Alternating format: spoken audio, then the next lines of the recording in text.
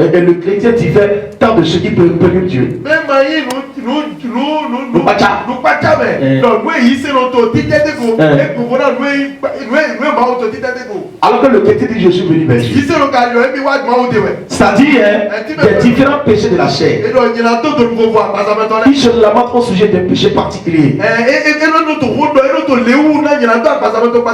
Elle supplie après la délivrance. Moi je ne vole pas. Tu ne voles pas. Mais tu fumes. Moi je ne fume pas. Tu ne fumes pas. Mais tu es poli.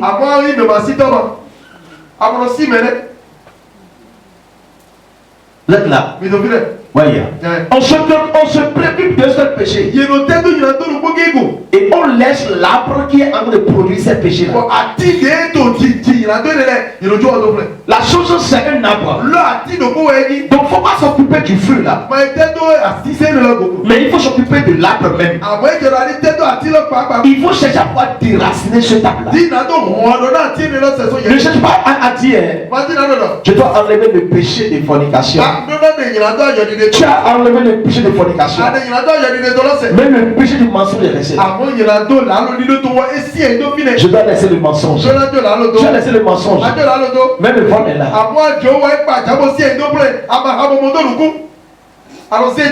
Tu es là. Si c'est ça, sache que tu es en train de marcher avec là. Oui, tu devais normalement déraciner l'arbre. Mais tu n'as pas déraciné l'arbre. Et tu as dit je suis prêt. À tout moment où ce fruit va arriver, je vais le faire tomber. Il faut le faire tomber aujourd'hui, demain il va arriver. Parce que l'arbre qui produit est là. Et ce table là c'est quoi?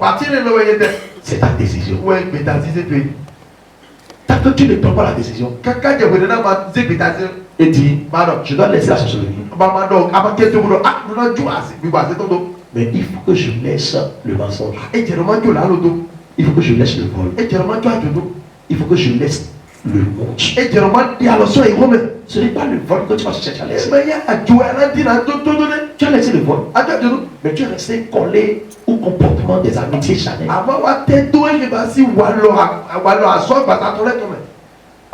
Le grand boulot, c'est ta décision finale. Oui. La croix. La croix. La croix. Tant que tu ne prends pas la croix, le péché va toujours se révéler à toi.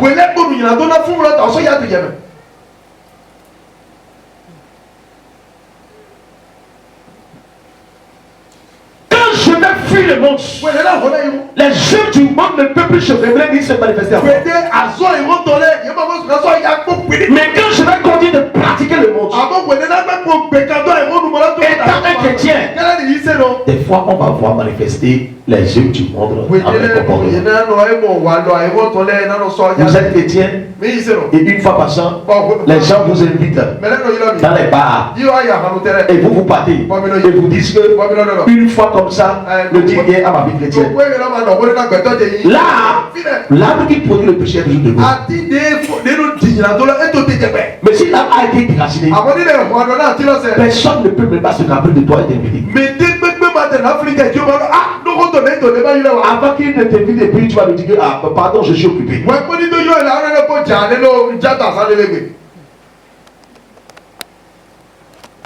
Tous ces péchés sont le fruit de même arbre.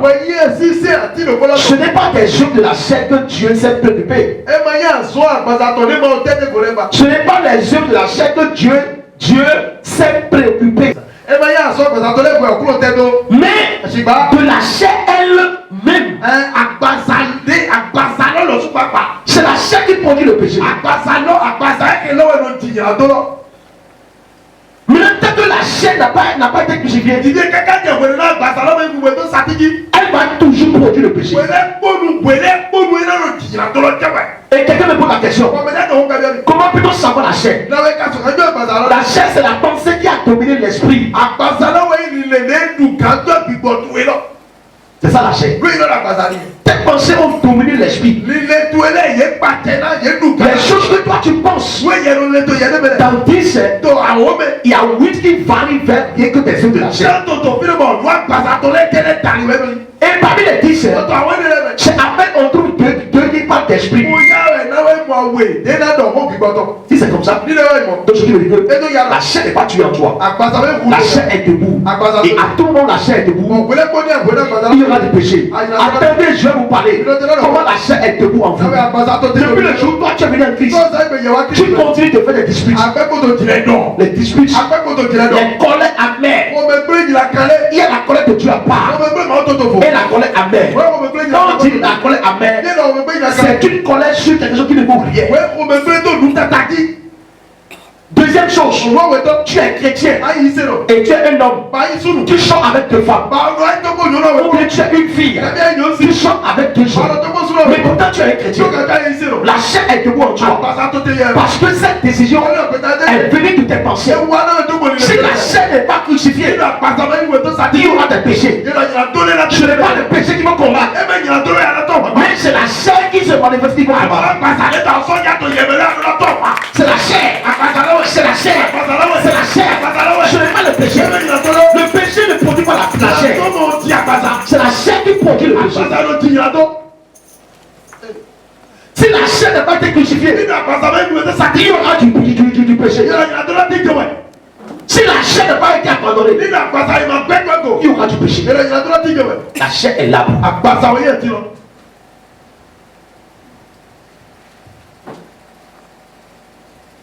Alléluia. Ce que nous voyons aujourd'hui, où la chair a pris le dessus de tout. Si l'arbre avait été mis à mort, il aurait-il eu des raisons de craindre qu'il ne porte pas de fruits? L'arbre est mort. On n'aura pas la peur de ce qui va composer. Elle est morte déjà. Oui. La chair a été crucifiée à moi. Alléluia. Jésus est allé sur la croix. Jésus a crucifié notre chair. Jésus a crucifié notre chair. Donc nous devons avoir dans nos pensées que si je suis venu dans la communauté de Jésus, je ne dois pas manifester les œuvs de la chair. Si je manifeste les œuvs de la chair, je suis ennemi de Jésus. Je suis ennemi de l'évangile. Ce n'est pas le péché qui va attaquer, mais ce qui produit le péché. C'est ça qu'il faut attaquer. C'est ta pensée qui produit le péché. Faites décision. Faites décision. Si quelqu'un commence par trouver de l'argent, c'est fini. Il ne veut plus respecter personne. S'il a un copain, c'est fini. Ou bien s'il a une copine, c'est fini. Il s'est déjà loué une chambre. Il s'est acheté des motos. Il s'est acheté des véhicules. Lui aussi, il utilise téléphone, quoi? Android. C'est fini. On dit qu'on est libre. Et on commence pas à faire ce qu'on veut. Tous chrétiens qui ont le salut ont compris ne peuvent jamais manquer de la réponse de leur prière.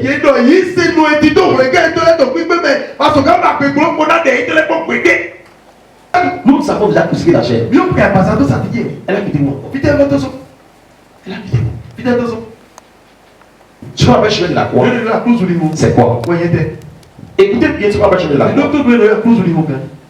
Jésus, quand il a pris la croix, cette croix est sa décision finale. Est-il vraiment le roi des Juifs?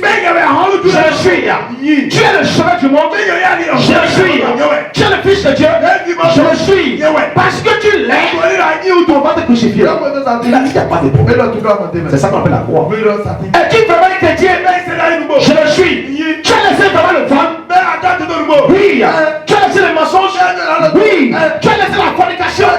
Oui. Tu as laissé le mari d'autrui? Oui. Ah, nous allons te faire du mal. Il n'y a pas de problème. Et quand la douleur a commencé, Tu n'as pas quitté sur le chemin.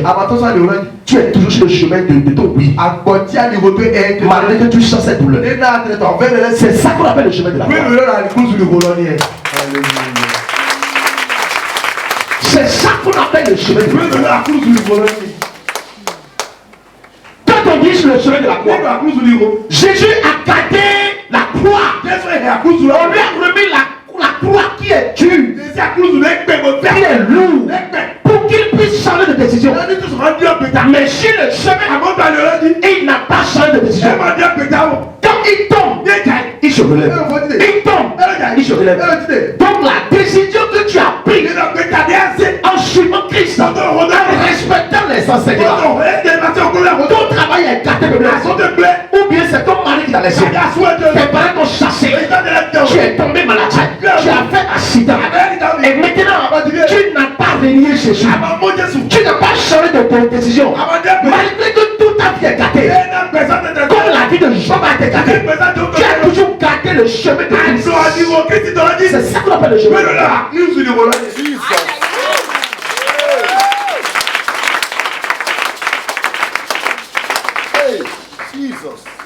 Amen. Tu as gardé la croix. Quelle croix? J'ai crucifié le mensonge. J'ai crucifié la fornication. Et quand tu as fait ça, tu as commencé à courir des problèmes. Et tu as dit, malgré ces problèmes-là, je ne vais jamais changer ma décision. J'ai pris ma décision. Je ne vais plus adorer Titan. Je ne vais plus pratiquer les choses de la famille. Et quand tu as dit ça, la famille t'a rejeté. Ils ont commencé à t'envoûter. Ils ont commencé à t'envoyer des flèches. Et malgré ça, tu as tenu ta décision. C'est ça le chemin de la croix.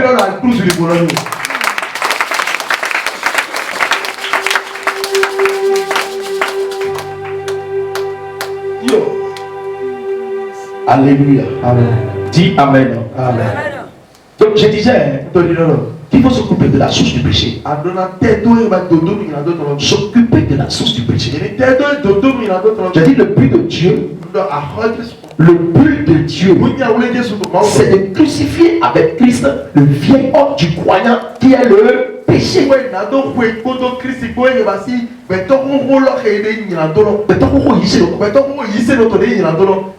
C'est ça le but de Dieu. Donc le but de Dieu pour que Jésus soit crucifié, Jésus soit crucifié pour que le péché nous quitte. C'est ça.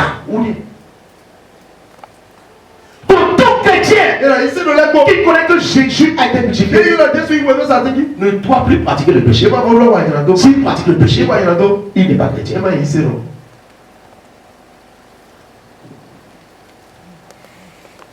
Donc, Dieu a crucifié l'homme, vieil homme des chrétiens avec Christ. Afin d'obtenir que ceux qui appartiennent à Christ aient crucifié la chair avec cette passion et cette désir. Pour Christ même a crucifié la chair. La crucifié la chair va vouloir se manifester.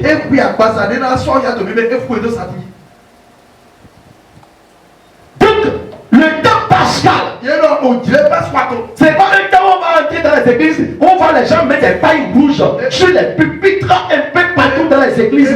C'est un temps où il faut réunir beaucoup de personnes et les enseigner et leur montrer ce qu'on appelle la croix, le chemin de la croix. Pourquoi la croix existe? Qu'est-ce que Jésus allait faire sur la croix?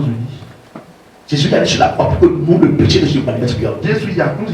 Tous les chrétiens qui sont venus en Christ, soit disant, et ils pratiquent encore le péché. Il est parmi les croyants, mais il n'est pas croyant. Il est parmi les chrétiens, mais il n'est pas encore chrétien.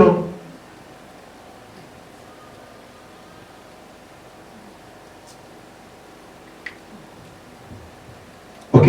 Qu'est-ce qui a été crucifié sur la croix? Qu'est-ce qui a été crucifié?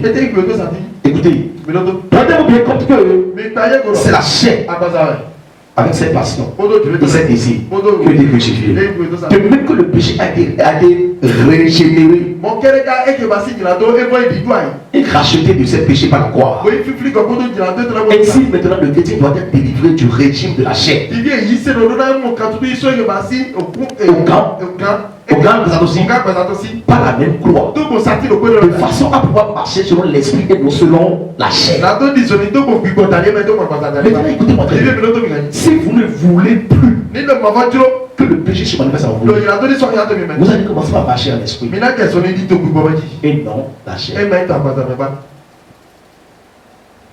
où il y a le Saint-Esprit, le péché fuit. Mais là où il n'y a pas le Saint-Esprit, le péché aime s'installer.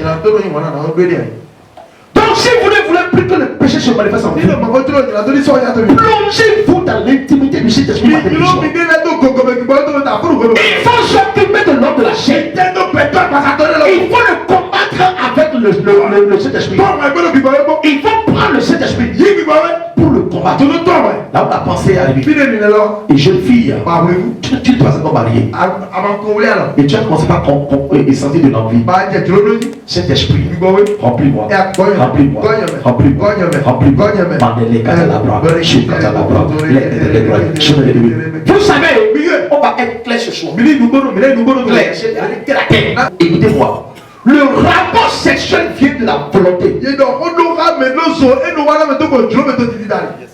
Que personne ne dit, je ne sais pas comment j'ai fait, je suis tombé enceinte.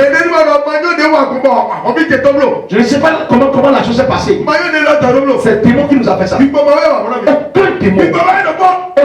démon. Aucun démon. J'ai une question à vous poser. Je vais donner 10 000 à quelqu'un. Il y a piment ici. Et il y a la sauce de la viande ici. Et maintenant la cassa est là. On te donne la cassa. Et on dit, tu veux manger quoi? Parmi les deux. Hein? La sauce de la viande. Qui a choisi? Qui a choisi? Donc c'est pas ta propre volonté que tu pêches qui fait la fornication. C'est pas ta propre volonté. Oui, parce que quand on dit convoitise, convoitiser quelque chose, qu'est-ce que ça veut dire? Construire la chose dans tes pensées. D'abord, et la manifester. Mais tu as vu ça, tu as construit ça, dans tes pensées. Ça va se manifester. Maintenant, de là, qu'est-ce qu'il faut faire? Il faut avoir le Saint-Esprit. Le Saint-Esprit va t'aider à pouvoir le déconstruire en toi. Mais c'est fini. C'est fini. Ce n'est pas ce qui se passe aujourd'hui. Je vous dis la vérité. Par ta volonté, tu as détruit ton mariage il y a longtemps.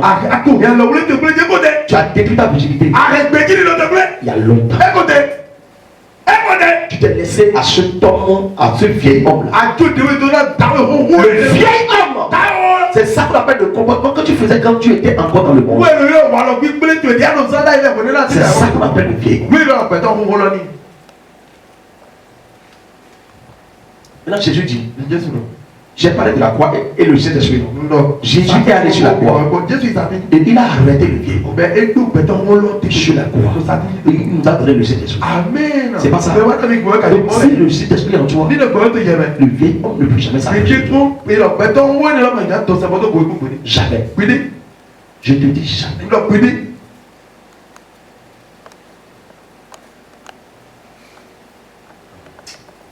Ah my God. Pardon, il faut acclamer Jésus.